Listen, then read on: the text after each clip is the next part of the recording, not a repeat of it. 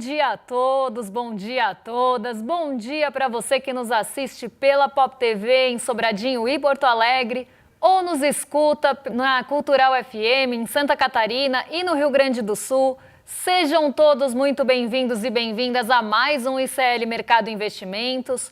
Hoje, quinta-feira, dia de falar do comércio, porque saíram os dados do varejo e a gente vai comentar com vocês como é que ficou o comércio aqui no Brasil depois de tantas quedas. Será que em agosto o comércio conseguiu se recuperar? A gente vai contar para vocês. E a gente também vai falar de um assunto que tem muito a ver com o que estava rolando no Em Detalhes agora há pouquinho. Porque a gente está assistindo ali o debate, a conversa entre a Gabi e a convidada falando sobre a insegurança alimentar, sobre o Brasil ser um grande produtor de alimentos e ainda assim tem insegurança alimentar. E a gente vai falar também sobre isso aqui, porque a gente vai falar sobre o levantamento sistemático da produção agrícola, que mostra que o Brasil produz os grãos aqui, e as oleaginosas e tudo mais, mas não é para a alimentação do brasileiro. Grande parte das nossas terras cultivadas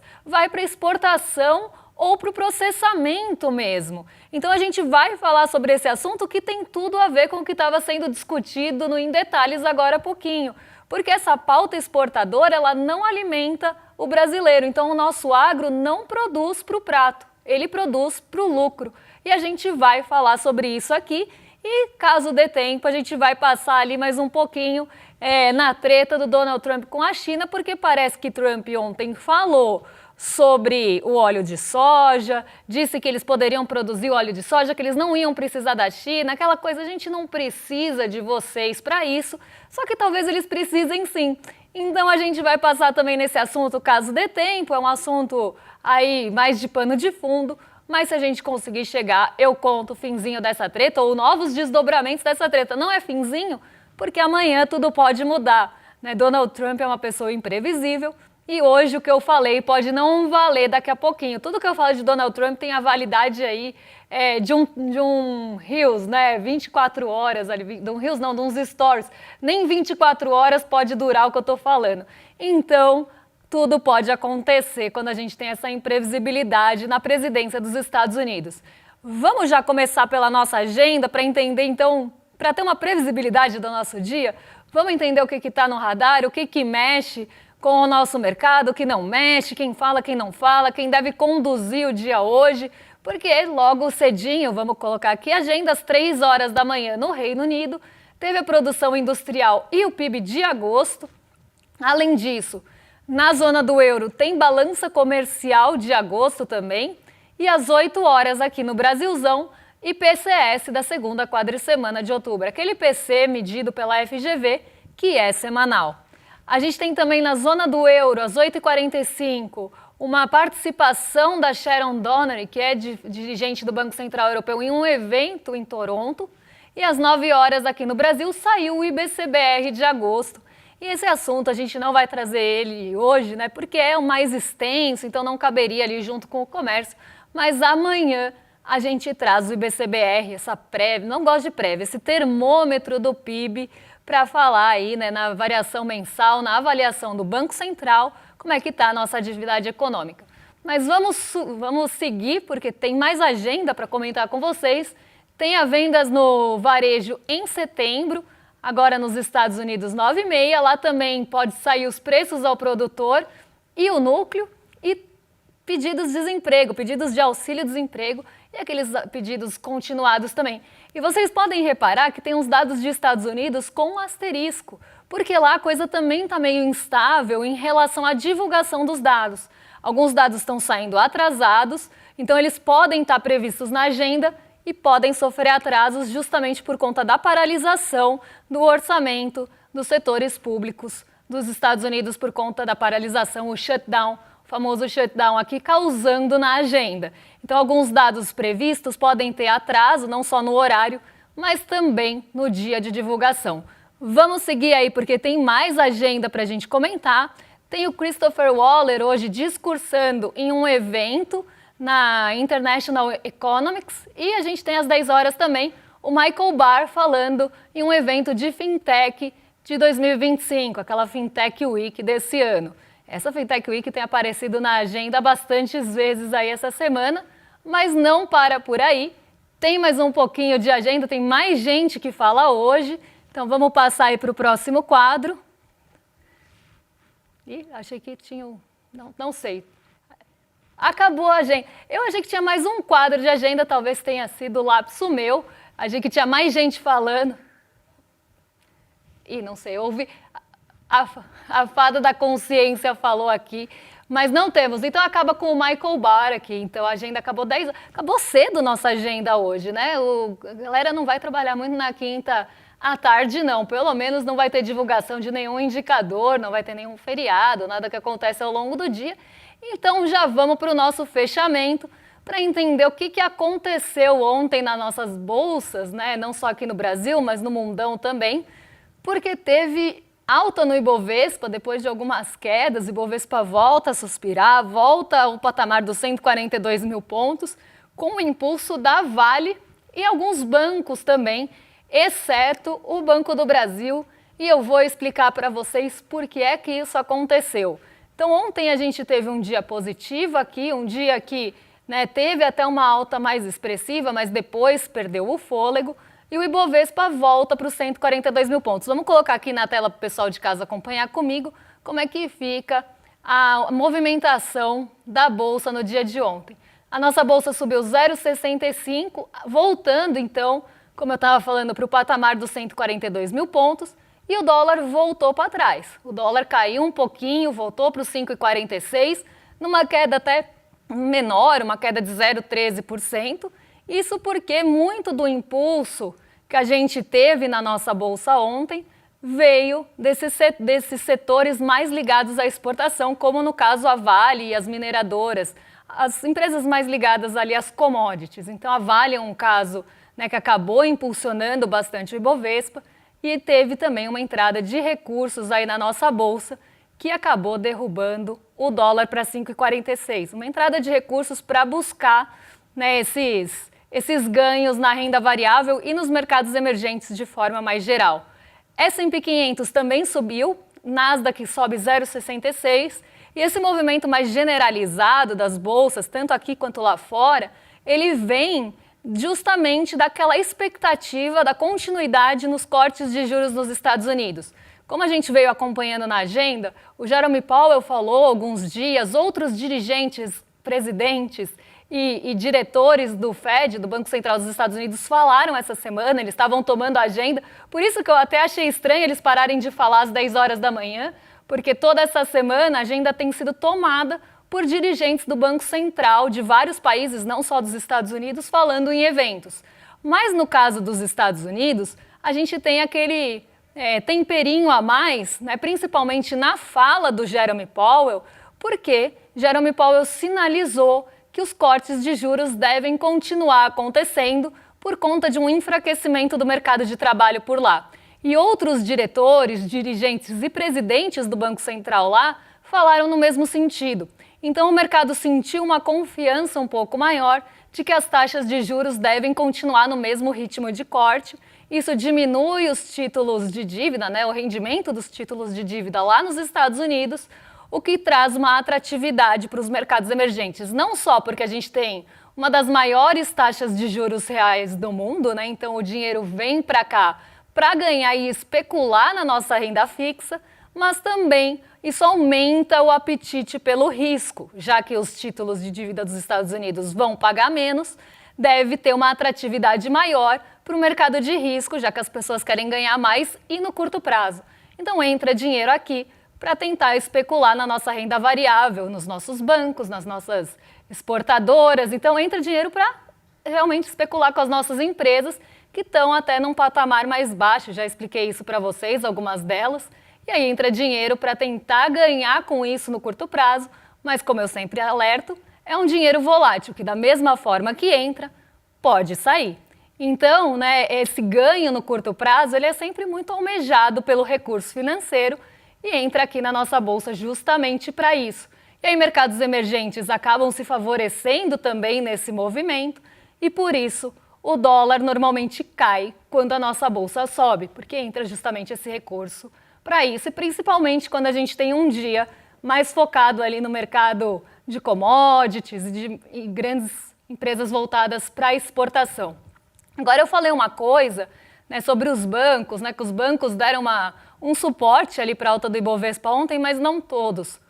O Banco do Brasil, ele caiu, ele acabou cedendo um pouco, justamente naquela indefinição ou incerteza se ele vai ou não ter que se juntar à Caixa ali para ajudar os Correios. Então isso começou a ser especulado ontem, esse rumor começou a rondar os mercados ontem, e isso fez com que o Banco do Brasil tivesse uma queda num dia que os bancos subiram, justamente porque o mercado já fica receoso, já fica com o pé atrás de que isso pode prejudicar o lucro do Banco do Brasil. Vamos lembrar aqui, gente, que por mais que tem que ajudar os Correios, para o mercado financeiro isso não é interessante. Né? O que é interessante para o mercado financeiro é quanto aquela empresa vai me dar de lucro no final das contas. É o que eu sempre falo, tem um jargão no mercado financeiro que eu ouvi muito enquanto eu trabalhei no mercado, que é: não quero saber se é pato ou ganso, eu quero é ver o ovo botar. E isso é a explicação do lucro, não quer saber como o lucro vem, né? Se vem do pato ou do ganso. Quer que o ovo apareça, quer que o lucro aconteça, não importa o que vai ser feito. Vai ter que demitir gente? Pode demitir, porque o que o mercado está olhando no curto prazo, num pires, né, na profundidade de um pires ali, é se aquilo vai trazer lucro ou não. Então, né, às vezes medidas que a gente pensa, mas isso vai ser prejudicial no longo prazo, isso não faz sentido, e são comemoradas, justamente acabam acontecendo dessa maneira, porque só estão olhando para o curto prazo e para o ovo lá no final das contas. Então, esses casos que a gente vê, né, o mercado ficando um pouco receoso, não querendo que ajude uma outra ali estatal, né? Então essa aliança Caixa e Banco do Brasil, que seriam prejudiciais, é justamente essa leitura do mercado em relação a uma possível diminuição do lucro do Banco do Brasil, já que ele vai ter que destinar recurso para um outro ente. Então isso faz com que o mercado fique cauteloso. Mesma coisa, demissões em massa. A gente viu agora a Nestlé tendo um plano de demissão de mais de 16 mil funcionários. Isso fez com que a ação subisse. Mas não vai prejudicar as 16 mil famílias que vão ali perder o emprego? É ruim ali, de certa forma, economicamente pensando? É ruim, mas isso foi comemorado e a ação da Nestlé respondeu a isso subindo. Então, nem sempre o que acontece no mercado financeiro, ou quase nunca o que acontece no mercado financeiro, reflete a nossa realidade, o que é bom para a gente. E eu acho que isso tem que ficar muito claro quando a gente fala de movimentos de mercado e por que uma ação sobe quando a gente tem notícias que parecem que não fazem sentido de outras vias, mas a ação sobe mesmo assim. E foi o que aconteceu com o Banco do Brasil ontem, só que em queda, ou no caso da Nestlé, a alta, né, e a expectativa positiva por uma demissão de 16 mil funcionários, ou 6% do quadro de funcionários, se não me engano, da Nestlé. Então aqui a gente vê, né, que o mercado às vezes comemora coisas que não têm ali afinidade com os nossos interesses, mas sim com os interesses do capital e do lucro no final das contas. Mas agora vamos mudar de assunto, vamos falar de levantamento sistemático da produção agrícola, aqueles dados que mostram para a gente como é que está a nossa pauta produtora, como é que está a nossa pauta exportadora, inclusive, o que deve ser colhido aqui no Brasil, quanto a gente deve ter de variação de safra, porque a safra, ela está turbinada. A gente tem aí uma safra que deve ser recorde esse ano, é uma safra que, né, vai ser quase 17% maior do que ano passado, segundo o IBGE. Claro, aqui a gente está falando de estimativas, até porque o ano de 2025 ainda não acabou, está quase chegando lá, né? A gente já está vendo panetone no supermercado, mas ainda a gente não cantou o Jingle Bells. A gente está em outubro, então sempre que a gente fala de levantamento sistemático da produção agrícola, a gente está falando de previsão para aquilo. Então, previsão de colheita para determinados grãos, para determinados produtos agrícolas. E essa expectativa é de uma safra melhor do que a gente tinha tido em 2024, até porque 2024 teve muita quebra de safra. As safras elas tiveram muitas consequências das condições climáticas. Então, quem diria, né, que plantar soja em 50% das áreas do país iria prejudicar o solo e o clima? Ninguém poderia imaginar, né? Não há cacique cobra coral que melhore nosso clima, eu acredito. Então, a gente teve ali secas extensas, chuvas excessivas, e isso fez com que as safras quebrassem no ano passado. Esse ano, a gente já tem uma melhora dessa condição, até porque viemos de uma base ruim, que é a base do ano passado. Então, vamos ver como é que fica essa variação entre as safras no ano de 2024 para 2025. A gente tem aquele outro gráfico que é em relação às safras, que aí a gente mostra esse depois. Vamos lá. Se não tiver, não tem problema, eu conto para vocês o que deve acontecer. Não tem problema, a gente mostra aqui para vocês. Vamos explicar esse enquanto o outro abre aqui para mim, porque a gente tem, né, uma safra que deve crescer em relação a algumas culturas. Não são todas que tiveram aumento nesse ano de 2025. E uma que teve aumento em 2025 em relação ao ano passado é a própria soja. E a soja, ela já ocupa, né, pensando em áreas plantadas, claro que ali a gente está falando de previsão de colheita, então a soja deve ter um aumento de colheita esse ano em relação ao ano passado, mas não só isso. A soja ela vem cada vez mais ocupando o terreno plantado, né, as nossas áreas plantadas aqui do Brasil. Então olha aqui a soja ocupando 49% da área plantada em 2025. É quase metade de tudo que o Brasil planta sendo destinado à soja. Então, de todas as áreas plantadas aqui no Brasilzão, que não são poucas, né, são muitos hectares, metade disso vai para a soja. Então, não é para alimentação. E isso explica muito do que estava sendo conversado ali no Em Detalhes antes, né, para ver como os assuntos econômicos também perpassam os assuntos sociais. Eu sempre gosto de falar que a economia não é uma ciência exata, não é matemática. Se fosse, a gente estudaria matemática e estatística só. A gente tem uma ciência social por trás da economia. E os dois assuntos precisam ser entrelaçados. A matemática, a estatística e todas as outras áreas exatas da economia são ferramentas para a gente tentar entender os fenômenos sociais que acontecem na nossa economia. Ainda que, né, traduzir em um modelo, um sistema econômico e uma sociedade seja muito difícil, porque a gente tem que deixar um monte de coisa como constante e a gente sabe que as coisas não são constantes. A gente precisa abstrair muita coisa para conseguir explicar uma sociedade no modelo matemático. Então precisa ir um pouco além. E a economia, ela está sempre ligada com as questões sociais, com as questões políticas, com as questões internacionais. Não tem como desassociar uma coisa da outra. Mas vamos voltar aqui para o nosso gráfico, depois do meu desabafo aí, quase, né, lembrando aqui, evocando Maria da Conceição Tavares, nossa musa, que caminhou para que a gente pudesse correr.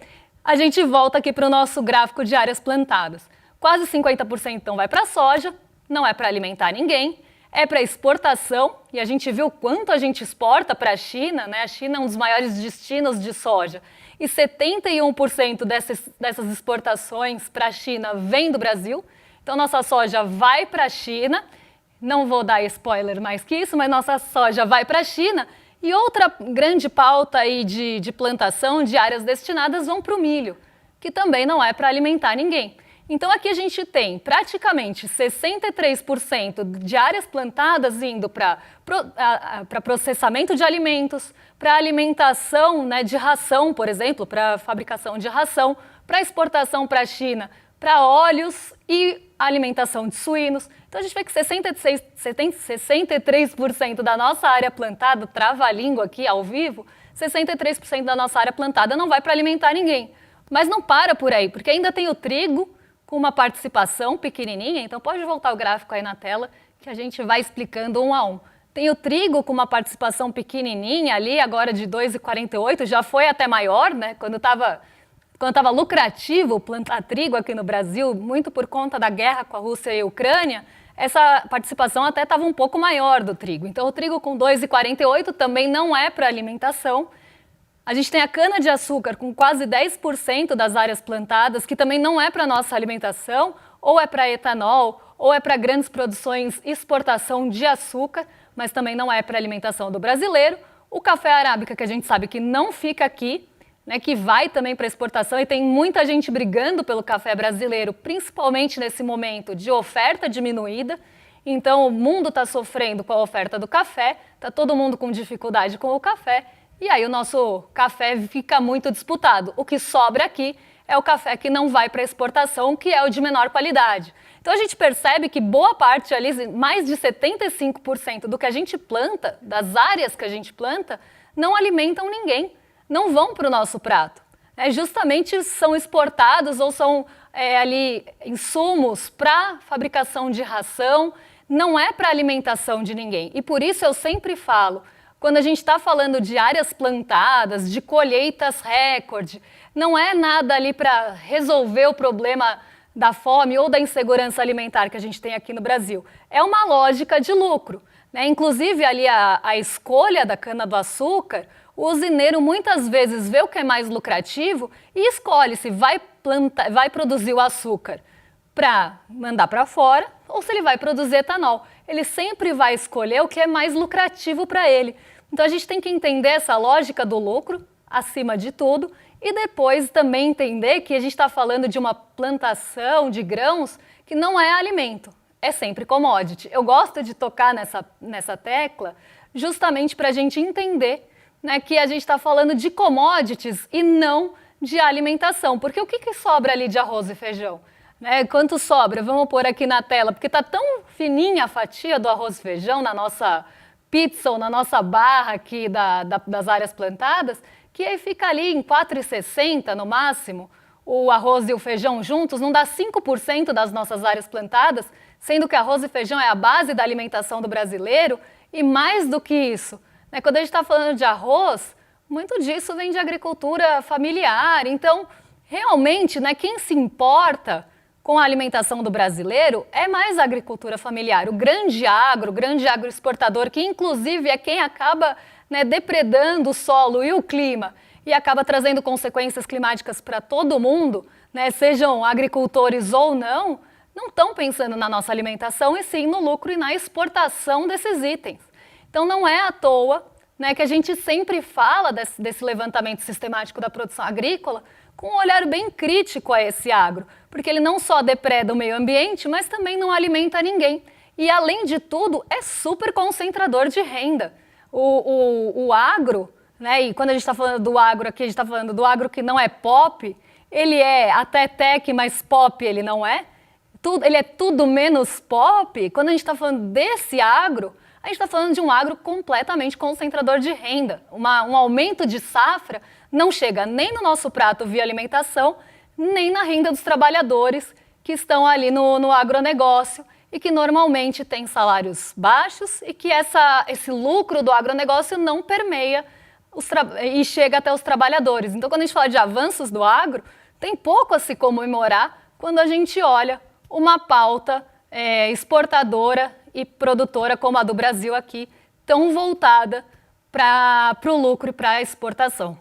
Vou falar rapidinho do comércio, bem rapidinho mesmo, né? Porque eu tenho 3 minutinhos, dá tempo de fazer um miojo e falar do comércio, porque o avanço do comércio, depois de 4 quedas consecutivas, foi bem pequenininho. Ficou parecendo com o dos serviços ali, né? Um solucinho de novo, então subiu 0,2% em agosto, conseguiu interromper os 4 meses de quedas, né? Então a gente vinha de 4 meses consecutivos de queda, o que deixa a gente numa base comparativa ruim, inclusive, né? Então a gente teve vários meses de queda, ou quando não teve queda, teve um desempenho muito perto do zero, o que acaba deixando o comércio numa situação muito delicada.